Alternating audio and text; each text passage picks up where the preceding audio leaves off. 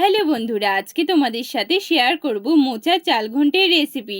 এর জন্য প্রথমে মোচাটিকে মা সুন্দর করে ছাড়িয়ে নিচ্ছে। মোচাতে যেহেতু কষ থাকে তাই তোমরা মোচা কাটার আগে হাতে একটু সর্ষের তেল লাগিয়ে নিবে, তাহলে দেখবে হাতে কষটা ভরবে না। এদিকে তো দেখতে পাচ্ছ মোচাগুলোকে ছাড়ানো হয়ে গেছে। এবার একটি বাটিতে জল নিয়ে মোচাগুলোকে ছোট ছোট করে কেটে ওই জলের মধ্যে ভিজিয়ে রাখছে।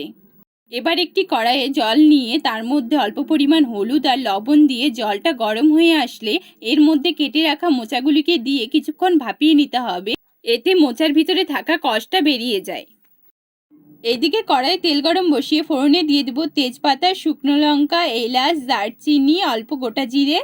ফোড়নটা একটু ভাজা ভাজা হয়ে আসলে এর মধ্যে দিয়ে দিব কেটে রাখা আলুগুলো। এটাকে হলুদ লবণ দিয়ে একটু ভাজা ভাজা করে নিব।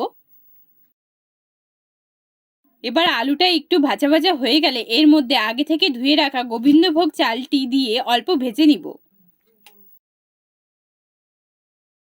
দেখো এগুলো ভাজা ভাজা হয়ে গেছে। এখন এটার মধ্যে ভাপিয়ে রাখা মোচাটিকে দিয়ে দিল। এবার এগুলোকে ভালো করে নেড়ে চেড়ে কিছুক্ষণ ঢাকা দিয়ে রাখতে হবে।